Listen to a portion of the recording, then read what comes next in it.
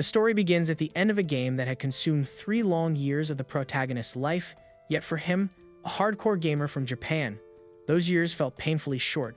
The ending left him unsatisfied, even insulted, and he dismissed the experience as a trash game unworthy of his dedication. What he truly desired was a challenge that would last at least a decade, something brutally unfair, poorly balanced, and demanding absolute commitment. With that craving in mind, he immediately searched the internet for the most infamous hardcore game imaginable, one known for punishing players without mercy. The moment he finished typing his query, his monitor flickered, and the familiar glow of his room was replaced by the scenery of a vast, unfamiliar landscape. A message appeared from an unknown company, offering him access to a fantasy game of swords and magic that supposedly had no ending at all. Intrigued rather than alarmed, he examined the settings and found the usual difficulty options, easy and normal, alongside a strange third choice labeled Hell Mode. Its description warned that regret would be meaningless, that players would face utter despair, and that leveling would require 100 times more experience than normal mode. Having seen countless exaggerated warnings over the years, he scoffed at the threat and selected Hell Mode without hesitation. He then browsed the available classes: Swordsman, Spear User, Sword Master, Hero, even Demon Lord. One class, however, stood out: the Summoner. Its difficulty rating was inexplicably far higher than all the others, and a note stated that it was still in alpha testing. To him, that only made it more appealing. Smiling at the prospect of exploiting a broken, unfinished system, he chose Summoner, clicked Start, and unknowingly agreed to become a living test subject. In an instant, his body vanished from his room. A lukewarm, oddly soothing sensation enveloped him, but it quickly turned tight and suffocating, as though the world itself were pressing in. When the pressure finally released, he emerged screaming into a new world as a newborn baby, abruptly realizing that he had not merely entered a game but had fully experienced the reincarnation trope. His father held him with joy and pride, announcing that he had already chosen the name Alan. Accepting this new identity with surprising calm, the protagonist left behind his former life as Kenichi Yamada, a 35-year-old uneducated, broke, and romantically inept office worker. Now reborn as Alan, he could not speak or move freely, yet his mind remained fully intact. He could think clearly, understand the language around him, which appeared to be Japanese, and observe his surroundings with the detached awareness of a veteran gamer. He learned that he had been born into a serf family living in a nameless frontier village, where pioneers paid heavy taxes to a ruling lord in exchange for the right to cultivate land. His father, Rodin, was a hardworking and honest man, while his mother, Theresia, was gentle, beautiful, and deeply affectionate. Although Alan was currently their only child, he could already tell from their youth and closeness that siblings were only a matter of time. One evening, after Theresia put him to bed and left to eat dinner with Rodin, Alan finally found himself alone and attempted to open his status window. Nothing happened. Despite the comfort of being pampered as a baby, frustration gnawed at him. He could not access his summoner abilities at all. After countless failed attempts, he nearly gave up, but decided to try one final time. A brilliant light suddenly appeared above him, and a book materialized out of thin air. Startled, he screamed, causing his parents to rush in. Thinking quickly, he dismissed the book and pretended to sleep, leaving Rodin and Theresia confused but relieved when they found nothing wrong. Once alone again, Alan sat up and summoned the book once more, finally beholding his grimoire after a full year of effort. His status showed him as a level 1 summoner, and the grimoire explained that his core skills, summon and create, had separate experience bars that leveled through usage. At present, he had 0 experience and could only create rank H insects and beasts, the absolute lowest tier imaginable. One page displayed a message from the god of creation, Elmia, thanking him for his patronage and apologizing for the delayed delivery of the grimoire due to bureaucratic issues surrounding the experimental summoner class. The message ended with a blunt warning that no questions or cancellations regarding class selection would be accepted. Unbothered by divine red tape, Alan immediately tried to summon an insect, only to realize that he first needed to use the create skill. When he did, a card appeared before him, a rank H insect card granting +1 endurance and +1 agility. Though laughably weak, Alan viewed it as a monumental first step. Just as he prepared to summon the creature, Theresia entered the room, forcing him to hide the card and feign sleep, resolving to continue the next day. When he finally activated the card during his nap, it dissolved into light and formed a large grasshopper that immediately leapt at his face before hopping out of the room. Consulting the grimoire, Alan learned he could name the creature Denka and discovered a crucial mechanic. Merely holding the card in his inventory applied the creature's stats to his own body. Overjoyed, he shouted, only for the Theresia to rush in and panic at the sight of the giant insect, stomping it flat without hesitation. Over the following days, Alan continued experimenting and created a rank H mouse named Mousy, which, while stupid, at least followed simple commands. He soon realized that although his summons were useless in real combat, he could stock up to 10 cards of each creature type, and the buffs stacked. By holding 10 Mousy cards, his attack stat increased enough for him to surpass the physical strength of a normal baby. Aware of Hell Mode's brutal experience requirements, he accepted that progress would be painfully slow. One evening, Rodden returned home covered in blood, frightening Theresia until he explained it came from a great boar he had hunted. He proudly carried Alan outside to see the carcass, pointing out birds called alba herons along the way and explaining that he had named Alan after them because of their freedom to roam the skies. Seeing the massive boar up close terrified Alan, making him realize how insignificant his current power was. Gerda, a neighbor, praised Rodden for the kill and remarked on how unusually composed Alan seemed for his age, later explaining that great boars were C-rank monsters requiring at least 20 men to defeat. Alan stored that information away as a future benchmark. Months passed, and by the time he was nearly 2, Alan reached level 2 inches both summon and create, unlocking expansion level 1, a notes feature, fusion skills, and increased inventory space. However, he quickly discovered that his mana points severely limited his progress, preventing him from fusing cards or creating higher-rank creatures until his MP naturally grew. By age 3, his MP had increased enough to allow more experimentation, including successful fusion that resulted in a rank G bird named Chappie, capable of perfectly mimicking voices. He also created Hopper the Frog, whose provoke skill drew attention, and Molly the Mole, whose dig skill created pitfall traps. The strategic depth thrilled him, reminding him of the hardcore systems he loved, until he accidentally fell into his own trap. Around the same time, Krenna, Gerda's daughter, already infamous as Krenna the Fierce, dragged him into brutal mock sword fights that he consistently lost despite stacking agility buffs.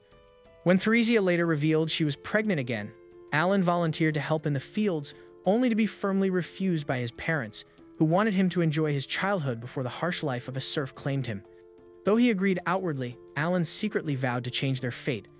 As winter arrived and a chain of events led to the birth of his baby brother Mash, Alan found himself questioning his reincarnation. He still wanted to conquer this Hell Mode world and push its systems to their limits, but more than that, he now genuinely cared for his family. Watching his parents and newborn brother, he made a silent promise to use his powers not just to satisfy a gamer's pride, but to free them all from the endless grind of serfdom. When Alan turned 5, he asked his father about the aptitude ceremony. Rodden explained that it was a mandatory test held for all children at that age, regardless of status, and that showing good aptitude could allow Alan to rise above being a servant, though competition would be fierce due to the population boom from early settlers. Just then, Krenna arrived to walk with him, and the 4 of them headed to the village. Krenna was amazed by the number of houses and proudly declared she would become a knight if chosen as a swordsman, while Alan quietly took in the sights. At the church, Alan immediately noticed the gap in wealth, as even commoners wore better clothes than he did, and he overheard boys mocking him for being a servant's child. Amidst the social tension, the religious officials opened the church doors. They began by asking for the blessing of Elmia, the goddess of creation, ensuring all children would receive equal opportunities. The officials recounted the history of the country's heroes, noting that many possessed bloodlines that once belonged to servitude. For instance, Claes the Saint was born a humble commoner, and Diverge the Sword King began his life as a mere servant. Hearing this, Alan felt a surge of hope. He recalled from his memories before reincarnation that powerful classes like Hero and Sword King often required starting in lower social strata. The participants were called inside to begin the long-awaited evaluation. The leader of the religious group invited the village chief, Deboji, to bring his son, Palamas, forward first.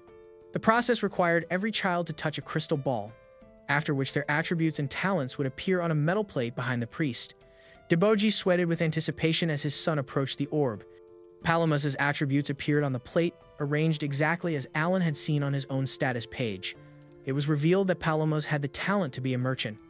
Alan checked his own grimoire, which only he could see, and noticed that attributes in this world were displayed as ranks rather than numbers. Meanwhile, another boy took the evaluation and, upon discovering he had no talent at all, ran crying to his father, who comforted him with a hug. Conversely, a cocky child slapped his own face to psyche himself up before discovering he had a talent for good luck and was an axe warrior. Alan was impressed, noting that this boy, Dogora, had obtained an attribute with a high rank, the first of its kind he had seen. Eventually, only Alan and Krenna remained. Eager to finish, Krenna ran toward the crystal ball. As she extended her hand, the magical item emitted an extraordinary glow. The metal plate revealed that the girl possessed the talent to become a sword lord, a miracle of rarity. While the crowd was stunned by such power, Krenna grumbled, having wanted to be a simple swordsman. Alan finally understood why she had always overpowered him in their play duels. Finally, Rodden's son was called. Without anxiety, Alan touched the crystal ball, expecting to reveal his class as a summoner. However, he was physically thrown backward by a brutal magical force radiating from the item, accompanied by a light twice as intense as Krenna's. Rodden, unable to read, ran to ask the priest for the result. Shockingly, the boy appeared to have no talent at all. Where his class should have been listed, the plate displayed a glitch filled with random garbled letters. Internally enraged, Alan cursed the developers for failing to fix such a bug, but Rodden remained calm and ushered his son home. Hours later, they returned to the comforting arms of Theresia and Mash. That evening, gathered around the fire, Alan's parents assured him that he was precious to them regardless of his talent. Despite their poverty, they didn't even own a bathtub. Alan felt happy. At bedtime, Alan reviewed his grimoire. He confirmed that he truly possessed all rank E attributes. This led him to a startling realization. He was the only person in this world playing on Hell mode. He deduced that while everyone else was level 1 at age 5, the rank system reflected the development speed per level. His rank E attributes meant his growth speed in Hell mode was nearly 100 times slower than normal, and the displayed ranks were merely a fraction of his true potential value. Kenichi Yamada, having spent a lifetime playing easy games, had been reborn into a world where he was the sole player on the hardest difficulty. While this might drive others insane, Alan refused to give up. He had chosen this challenge specifically to mock ridiculously easy games. He concluded that the nonsense text on the plate was indeed a clumsy glitch and resolved to complain to the devs until he proved that no one should mess with a hardcore gamer. The next morning, Alan asked his mother why his father had been acting strangely since the previous night. By nightfall, the family went to Krenna's house to celebrate her discovery as a sword lord. Excited, Krenna told Alan that a sword lord was stronger than a swordsman. Alan feigned ignorance to hide his knowledge. Matilda, Krenna's mother, mentioned that the village chief, Deboji, had gifted them liquor. Rodden, trying to hide his pride and jealousy, maintained a straight face. Gerda, Krenna's father, insisted Rodden take the first sip. This insistence spiraled into an argument until Gerda accused Rodden of wanting to cut ties between their families. Rodden admitted that he felt Krenna's extraordinary talent meant she would likely become a knight, serve the country, and reach nobility. He argued that important people like her shouldn't waste time socializing with servants. The argument nearly turned physical until their wives intervened. Matilda punched her husband, teaching Alan never to cross her. She explained that the couples had been friends since childhood and had matured somewhat after becoming parents. She recounted how, 10 years ago, the four of them decided to build their houses on this new land together. Rodden and Gerda eventually made peace, sharing the liquor they hadn't touched since their weddings. At dawn, Gerda learned that the Night Order was seeking Krenna. He and his friends took her to the city where the evaluation had occurred. News of a commoner sword lord had spread quickly. Suddenly, Dogora appeared with a club, mocking Alan for being a talentless loser in a place meant for the talented. Krenna immediately stepped in to protect Alan, and Gerda had to restrain her. The Night Order arrived, led by Captain Zenov, a sword master. The villagers watched in admiration. Zenov approached Gerda, but the father seemed displeased with the proposal for Krenna to join the order, arguing she was too young and weak for a real sword. Zenov countered that refusing the proposal would be seen as deceiving Baron Granville, a crime punishable by death. To verify the child's legitimacy, Zenov demanded a duel. If Krenna did not fight, she and her family would be executed. Despair gripped the crowd, except for Krenna. Seeing a sword offered to her, she ran toward it with unbelievable confidence. She was pitted against Vice Captain Lebrand, a lancer. Krenna announced herself as Krenna the Knight and charged without fear, smiling as if playing. Lebrand blocked Krenna's attacks with ease. Dogora watched in awe, while Alan judged that her swordsmanship was already around level 5 from their daily sparring. Lebrand countered, forcing her on the defensive, and a mistimed guard earned her a brutal kick to the stomach that sent her crashing into a brick wall. Gerda rushed forward but was restrained by soldiers, as were Rodden and Alan. Just as defeat seemed inevitable, the Sword Lord rose again. A surge of magical energy rippled outward, making Lebrand's left eye tremble. With strength and speed far beyond before, Krenna charged, cleaving his lance in half and nearly taking his head. Zenov immediately ended the duel, declaring Krena the victor. He congratulated Gerda and apologized for his doubts. Later, at the village chief's residence, Zenov revealed he had been dispatched by Baron Granvelle to confirm the Sword Lord rumors. By the Baron's decree, the village would henceforth be known as Krena Village. Zenov explained the order's caution. 3 years earlier, a Sword Lord born to a count had failed to meet expectations and was later reclassified as an ordinary swordsman. The resulting scandal led to a new policy requiring all exceptional children to be reevaluated. He assured Gerda that an instructor would be sent to the village and that Krena could attend the academy once she reached 12. Dagura interrupted to ask whether anyone could enter the academy. Zenov answered calmly that with dedication and proper training, approval was possible. When Krena suggested that Alan could study alongside them, Dagura mocked him again. Krena immediately stepped in to defend Alan, and Alan found quiet amusement in being protected by a 5-year-old despite having the mind of a 40-year-old. Only then did Zenov notice Alan and realize he was Rodin's son. The captain rose and greeted Rodin respectfully, calling him the Boar Hunter, a local legend. He explained that Baron Granvelle greatly favored the boar meat supplied by the village. Alan couldn't help but reflect on the irony that his father risked his life for food the Baron consumed casually, yet he was glad to see Rodin acknowledged. After the meeting, Rodin told Alan that Krena might one day become a heroine, but even servants could earn recognition from nobles. He believed Alan still had a chance to achieve something great. To ease the moment, Alan revealed 2 fruits he had stolen from the gathering for his mother and brother. Rodin laughed heartily, admitting he had taken even more.